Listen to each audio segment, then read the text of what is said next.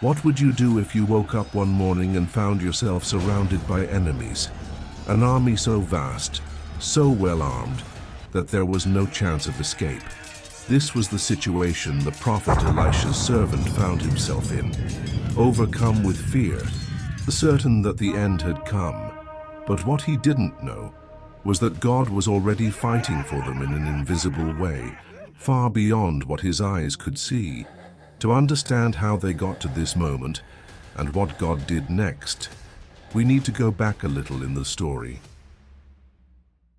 The king of Syria was at war with Israel. He commanded his army with cunning, setting ambushes and making secret plans to surprise the king of Israel. But time and again, his plans failed inexplicably. Whenever he positioned his troops in a strategic place, the army of Israel seemed already prepared, easily avoiding the attack. Confused and frustrated, the Syrian king began to suspect there was a traitor among his officers. But then someone said, "No, my lord, there are no traitors here. The problem is Elisha, the prophet in Israel. He even tells the king of Israel the very words you speak in your bedroom." Furious, the king ordered, "Find out where he is, so I can send men to capture him." Soon his men discovered that Elisha was in the city of Dothan. That night, the Syrian king sent horses, chariots, and a great army. They surrounded the city silently, ready to capture the prophet at dawn. When the sun began to rise on the horizon, painting the sky with orange hues, Elisha's servant went out to begin his daily tasks, unaware of what awaited him. But when he looked up beyond the walls of Dothan, his body froze. There, surrounding the entire city, were the troops of the king of Syria, an overwhelming force of horses, chariots, and soldiers ready to attack. The young man's heart raced. Fear took hold of every fiber of his being. He imagined the worst. They would be captured, perhaps killed, and nothing could be done to escape that relentless siege. Trembling, he ran back inside and found Elisha. Words escaped his mouth in a distressed cry. "Ah, my lord, what shall we do? We are surrounded. There is no way out." But the prophet remained calm, his face serene, almost peaceful. He looked at the young man and, with a firm and confident voice, said something that seemed absurd given the reality they saw. "Do not be afraid. Those who are with us are more than those who are with them." The servant stood frozen, not understanding. He only saw the enemy army. How could they have the advantage? Where was this invisible help? Then Elisha closed his eyes and prayed quietly, "Lord, please open his eyes so he may see." And at that very moment, as if a veil was lifted from the young man's eyes, he began to see another reality, just as real as the one that terrified him before. As God opened the servant's eyes, he stood completely still, wide-eyed. His eyes shone with a mixture of amazement and reverence, because all around Elisha, scattered on the hills surrounding Dothan, he saw something he could never have imagined: a heavenly army, infinitely more powerful than the Syrian army.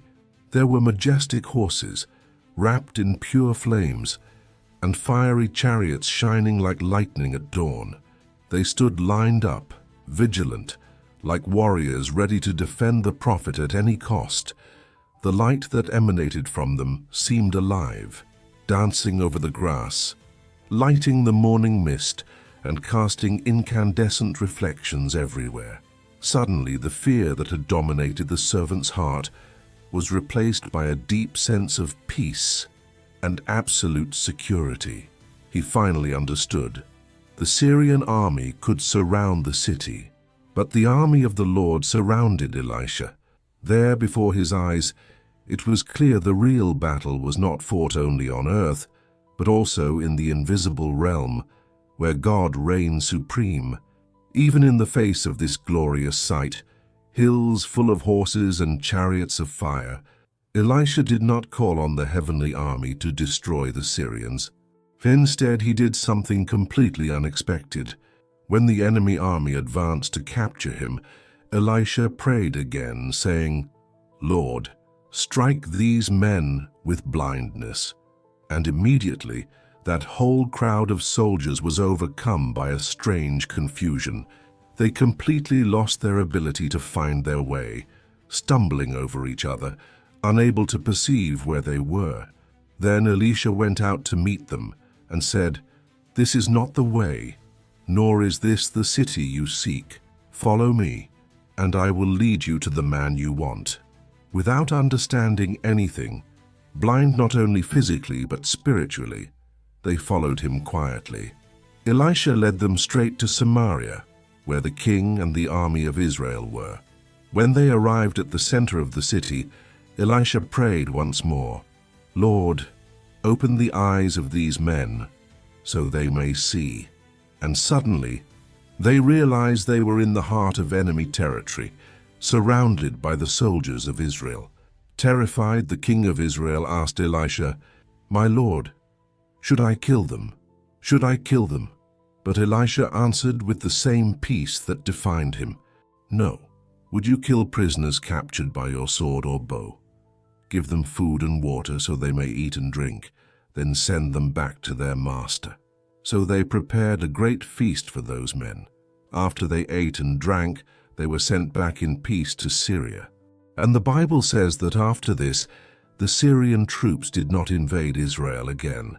This story reminds us that even when everything seems lost, God is already fighting for us in ways we cannot see. Elisha's servant only saw danger until God opened his eyes to reveal that there was far more protection than threat surrounding them. Maybe today you are also surrounded by problems, not realizing how much God is working on your behalf. Trust. There are battles He is already winning for you, even in the invisible. If this message touched your heart, subscribe to Holy Tales. Here, with every story, we discover how the Word remains alive, bringing hope to our days. Thank you for being with us, and see you in the next story.